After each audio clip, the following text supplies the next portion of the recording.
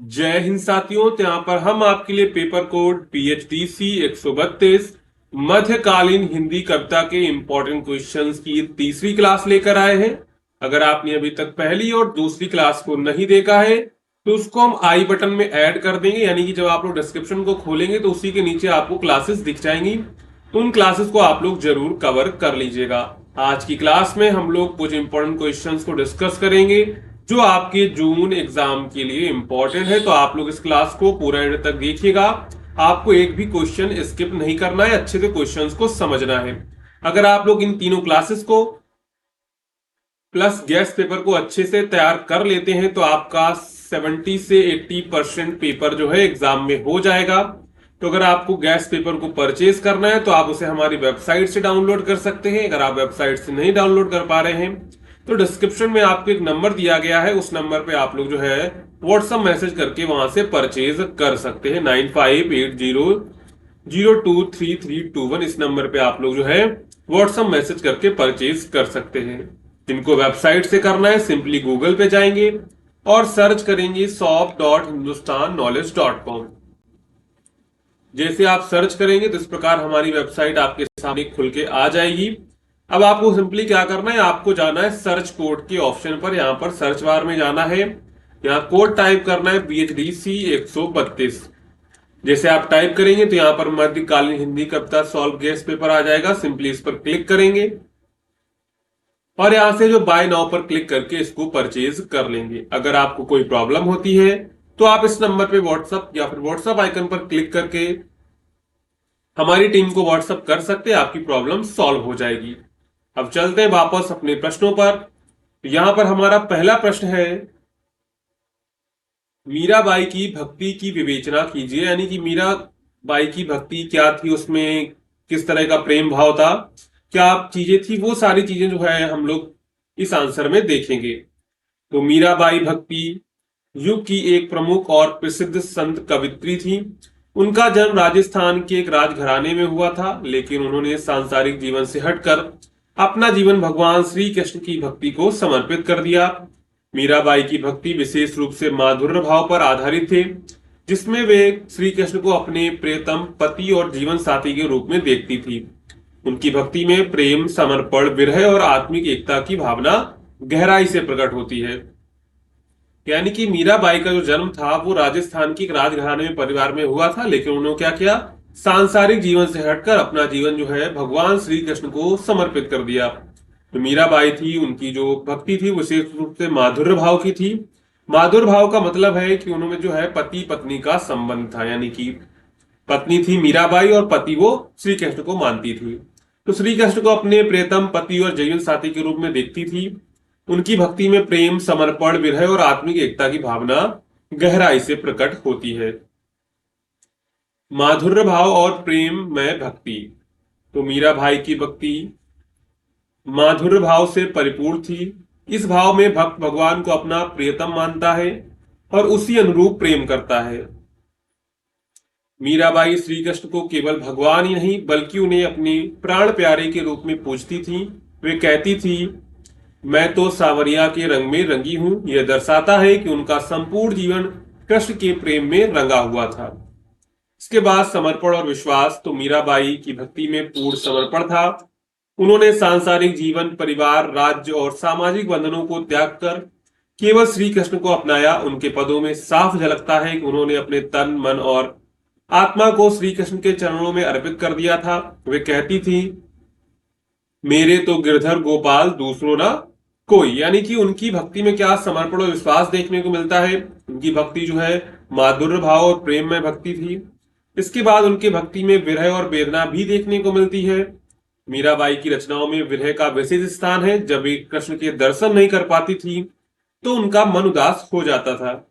यह विरह उनके पदों में बहुत भावुकता से प्रकट होता है। यह विरह आत्मा की उस तड़प को दर्शाता है जो परमात्मा से मिलने के लिए व्याकुल है। इसके बाद सामाजिक बंधनों की अवहेलना, तो उनके भक्ति में सामाजिक बंधनों की अवहेलना भी देखने को मिलती है। मीराबाई ने उस समय की सामाजिक परंपराओं और मर्यादाओं की परवाह नहीं की। एक राजघराने की स्त्री होकर भी उन्होंने संतों के साथ भजन कीर्तन किया। मंदिरों में नाची, साधुओं से संगत की। उन्होंने स्पष्ट कहा लोक लाज से अधिक उन्हें श्री कृष्ण प्रिय है। यह उनके आत्मबल और नारी सशक्तिकरण की मिसाल है। यानी कि उस समय अगर हम लोग बात करें तो मंदिरों में जो कोई रानी टाइप की, देखिए राजघरानी की थी, तो वहां पर मंदिरों में नाची। उनको उन्होंने क्या किया, उन्होंने जो है लोकलाज सबको त्याग दिया। उन्होंने सिर्फ श्री कृष्ण को अपना अपनाया था। यही उनके आत्मबल और नारी सशक्तिकरण की मिसाल थी। इसके बाद बात करें तो भक्ति आंदोलन में उनका योगदान क्या था। मीराबाई ने भक्ति आंदोलन को नई दिशा दी। उन्होंने यह साबित किया भक्ति के मार्ग में जन्म, जाति या लिंग बाधा नहीं बन सकते। वे न केवल भक्ति की प्रतीक बनी बल्कि हजारों महिलाओं के लिए स्वतंत्रता और आत्मनिर्भरता का आदर्श बनी थी कि आपको स्वयं ही जो है आत्मनिर्भर बनना पड़ेगा।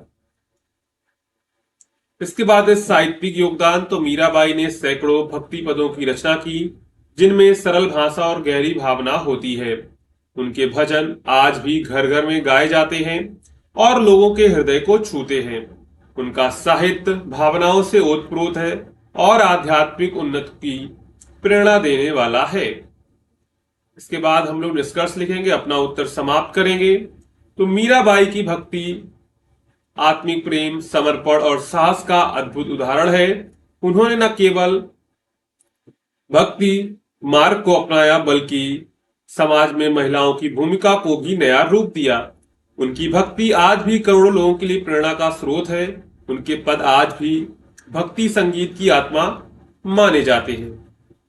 तो यहाँ पर जो मीराबाई थी ना, उन्होंने भक्ति, आत्मिक प्रेम, समर्पण और साहस का अद्भुत उदाहरण प्रस्तुत किया।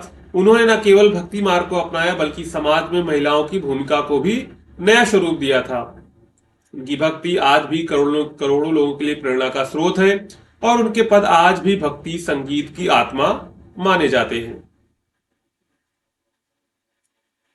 इसके बाद यहां पर हमने पहला प्रश्न अच्छे से कवर कर लिया है। अगर आपको पहला प्रश्न अच्छे समझ में आया है तो आप लोग वीडियो को लाइक कर दीजिएगा और चैनल को सब्सक्राइब भी कर लीजिएगा, क्योंकि आप लोग वीडियो तो देखते हैं पर वीडियो को लाइक करते नहीं और चैनल को सब्सक्राइब भी नहीं करते। तो आप लाइक एंड सब्सक्राइब कर लीजिएगा।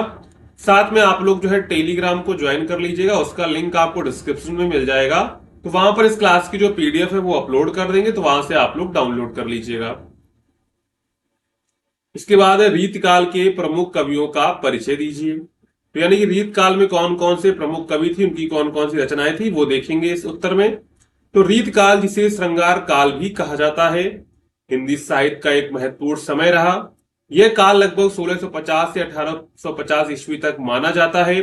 इस समय के कवियों ने खास तौर पर श्रृंगार, वीर और अलंकारों का सुंदर प्रयोग किया। रीतिकाल में कविता केवल भावनाओं को व्यक्त करने का माध्यम नहीं रही बल्कि भाषा और शैली की कलात्मकता को भी विशेष स्थान मिला था। इस काल के प्रमुख कवियों ने हिंदी साहित्य को नई ऊंचाइयां दी थी। अब इसमें सबसे प्रमुख कवि थी, सबसे पहले कवि थे वो थे केशव दास। तो केशव दास को रीतिकाल का प्रवर्तक यानी कि शुरुआत करने वाला माना जाता है। उन्होंने श्रृंगार और भक्ति दोनों विषयों पर कविताएं लिखी और उनकी प्रमुख कविताएं क्या थी, रसिक प्रिया, कवि प्रिया, रामचंद्रिका, ये सब किसकी रचनाएं हैं, केशव दास की है। जिसमें रसिक प्रिया में श्रृंगार रस का वर्णन है, कवि प्रिया में कवियों के लिए एक मार्गदर्शिका की तरह है, रामचंद्रिका में राम कथा पर आधारित काव्य है। उनकी भाषा कैसी है, ब्रज भाषा में वे अलंकारों का सुंदर प्रयोग करते थे। इसके बाद उसी में आपके आ जाते हैं अगले कवि चिंतामणि। तो चिंतामणि ने रीत काल में जो है लक्षण ग्रंथों की रचना की, नियमों और शास्त्रों पर आधारित रचनाएं की। उनकी प्रसिद्ध रचना थी कवि कुल कल्पतरु है, जिसमें उन्होंने कविता लिखने की विधियां बताई गई है। वे रीत काल के सिद्धांतकार माने जाते हैं और भाषा का शुद्ध प्रयोग करते थे। इसके बाद बिहारी। तो बिहारी एक महान कवि थे जिन्होंने केवल एक दोहा में पूरी बात कहने की कला विकसित की। उनकी प्रसिद्ध रचना बिहारी सत्सई में लगभग जो है 700 से अधिक दोहे हैं। बिहारी की भाषा में संक्षिप्तता, गहराई और अलंकारों का सुंदर उपयोग मिलता है। उनका दोहा नैनन ही 100 नैन मिलायो बात आ जाऊं की बात है बहुत प्रसिद्ध है। यानी उनका जो दोहा है नैनन ही 100 नैन मिलायो बात आ जाऊं की बात है, तो ये बहुत प्रसिद्ध उनका जो है दोहा है। इसके बाद मतीराम। तो मतीराम कवि देव के बड़े भाई थे। उन्होंने श्रृंगार रस में सुंदर कविताएं लिखी थी। उनकी प्रमुख रचनाएं थी रसराज और ललित ललाम। वे भावनाओं की कोमलता और भाषा भाषा की मिठास के लिए जाने जाते हैं। इसके बाद भूषण, तो भूषण जो वीर रस के प्रमुख कवि थे, उन्होंने वीरता, राष्ट्र प्रेम और शौर्य का गुणगान किया। उन्होंने छत्रपति शिवाजी, छत्रसाल और संभाजी जैसे वीरों की बहादुरी का वर्णन किया। उनकी कविताओं में ओज, तेज और उत्साह भरा होता था। तो यहाँ पर जो है वीर रस के प्रमुख कवि कौन है, तो वीर रस के जो है प्रमुख कवि है भूषण। कौन है? रीतकाल के जो वीर रस के प्रमुख कवि है वो है भूषण। ठीक है। इसके बाद है देव, तो देव को कवि सम्राट भी कहा जाता है। वे श्रृंगार रस में निपुण थे और उनकी भाषा में सहजता और लालित्य यानी कि सौंदर्य देखने को मिलता है। उनकी रचनाएं जैसे भाव विलास, अष्टयाम, सुख सागर तरंग, ये सब क्या है, इसमें जो है भाषा की सहजता और लालित्य यानी कि सौंदर्य देखने को मिलता है। इसके बाद पद्माकर, तो पद्माकर ने श्री श्रृंगार और वीर रस दोनों में सुंदर कविताएं लिखी थी। उनकी प्रमुख रचनाएं थी पद्माभरण और जगत विनोद। उनकी कविता में कल्पनाशीलता और गहराई देखने को मिलती है। तो पद्माकर ने क्या किया, श्रृंगार और वीर दोनों रस में रचनाएं लिखी थी। इसके बाद यहाँ पर हम लोग निष्कर्ष लिखेंगे। हमने टोटल 7 कवियों के नाम देखे, पद्माकर, देव, भूषण, मतीराम, बिहारी, चिंतामणि और केशवदास। अगर आता है रीतकाल के कवियों का प्रमुख परिचय दीजिए, तो आप ये सब नाम लिख सकते हैं और उनके बारे में ऐसी डिटेल्स दे सकते हैं।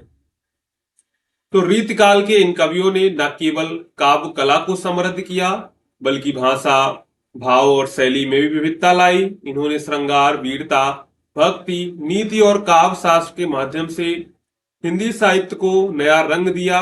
इनकी रचनाएं आज भी पढ़ने वालों को रस और सौंदर्य का अनुभव कराती हैं। इसके बाद यहां पर हमारा तीसरा प्रश्न है, रहीम की काव्य भाषा तथा शैली की विशेषताएं बताइए।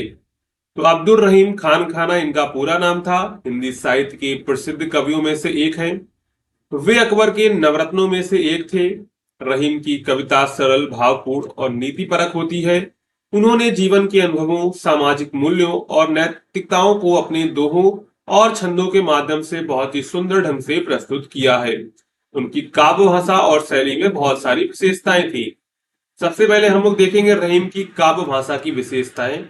इनकी भाषा कैसी थी? सरल और सहज भाषा थी। तो रहीम की भाषा बहुत सरल और सीधी शब्दों में थी, जिसमें आम लोग भी आसानी से समझ सकते हैं। उन्होंने कठिन और जटिल शब्दों का प्रयोग से बचते हुए सरल भाषा में जो है गहरी बातें कही है। यानी कि सबसे पहली विशेषता क्या है? सहज और सरल भाषा। इसके बाद है ब्रज और अवधी भाषा का प्रयोग। तो रहीम ने मुख्य रूप से ब्रज भाषा का प्रयोग किया है, जो उस समय की लोकप्रिय काव्य भाषा थी। साथ ही उन्होंने अवधी भाषा का भी प्रयोग किया है, विशेषकर बरवे छंदों में। इन दोनों भाषाओं के प्रयोग से उनकी कविता में मधुरता और प्रभाव देखने को मिलता है। इसके बाद खड़ी बोली और पूर्वी हिंदी का प्रभाव। उनकी भाषा में खड़ी बोली और पूर्वी हिंदी की भी झलक मिलती है। इससे उनकी भाषा में विविधता और व्यापकता दिखाई पड़ती है।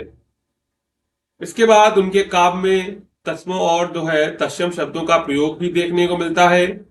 तो रहीम ने अपने भाषा में संस्कृत के तत्सम शब्दों का भी प्रयोग किया है, जिससे उनकी कविता में गंभीरता और गरिमा आती है। यह शब्द उनकी कविता को और भी प्रभावशाली बनाते हैं। यानी कि उनके काव्य रचना में जो है तत्सम शब्दों का भी प्रयोग देखने को मिलता है। इसके बाद वे अपने काव्य रचना में मुहावरे, लोकोक्तियों का भी प्रयोग करते हैं। उन्होंने अपने दोहे में मुहावरों और लोकोक्तियों का सुंदर प्रयोग किया है, जिससे उनकी बात सरल होते हुए भी प्रभावशाली और अर्थपूर्ण बन जाती है। आप देखिए यहाँ पर रहीम की जगह अगर आपसे सूरदास पूछ लिया जाएगा तो आपका बिल्कुल सेम ही उत्तर रहेगा, बस आपको रहीम की जगह सूरदास कर देना है। सभी कवियों का लगभग ऐसी काव्य भाषा होती है, सरल एवं सहज भाषा। तो आप इन हेडिंग को अच्छे से याद कर लेंगे तो आप लोग किसी भी प्रश्न का उत्तर लिख पाएंगे। जरूरी नहीं कि रहीम की काव्य भाषा ही है, तो हो सकता है पूछ दे सूरदास की काव्य भाषा की विशेषताएं बताइए। तो आपको यही सब हेडिंग बनानी है, ठीक है। इसके बाद रहीम की काव्य शैली की विशेषताएं देख लेते हैं। तो दोहा, सोरठा और बरवे छंदों का इनके काव्य में जो है प्रयोग देखने को मिलता है। रहीम ने दोहा, सोरठा, बरवे जैसे पारंपरिक छंदों का प्रयोग किया। ये छंद छोटे होते हैं, लेकिन उनमें गहरी बातें कही जा सकती हैं। रहीम ने इन्हीं छंदों में नीति, भक्ति, प्रेम और समाज से जुड़ी बातें कही हैं। इसके बाद नीति परकता, तो रहीम की कविताओं में नीति की बातें बहुत प्रमुख रूप से मिलती हैं।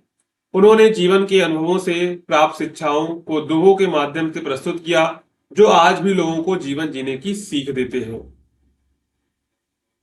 इसके बाद लोक व्यवहार और सामाजिक जीवन, तो उनकी कविता में आम लोगों के जीवन व्यवहार और संबंध समाज से जुड़ी बातें दिखाई देती हैं। उन्होंने राजा, प्रजा, गुरु और शिष्य, मित्र, शत्रु आदि सभी संबंधों की भावनाओं को व्यक्त किया है। इसके बाद मार्मिकता, तो रहीम की कविताओं में भावनाओं की गहराई होती है। उन्होंने जीवन की सच्चाइयों को बहुत ही संवेदनशील और मार्मिक ढंग से प्रस्तुत किया है। इसके बाद सोच में पर्यवेक्षण, तो रहीम ने जीवन की छोटी छोटी बातों और घटनाओं को बहुत बारीकी से देखा और उन्हें अपनी कविता में स्थान दिया। उनके दोहे गहराई से सोचने को मजबूर करते हैं। तो यहाँ पर उनके काव्य शैली की विशेषताएं क्या है? उनके काव्य में दोहा, सोरठा और बरवे छंदों का प्रयोग देखने को मिलता है। उनके काव्य में नीति परकता देखने को मिलती है। लोक व्यवहार और सामाजिक जीवन के बारे में वर्णन होता है। इसके बाद मार्मिकता और सूक्ष्म पर्यावरण पर्यवेक्षण भी देखने को मिलता है। इसके बाद हम लोग यहाँ पर निष्कर्ष लिखेंगे। तो रहीम की काव्य भाषा सहज, सरल और प्रभावशाली थी। उन्होंने ब्रज, अवधि, खड़ी बोली और तत्सम शब्दों का सुंदर संयोजन किया है।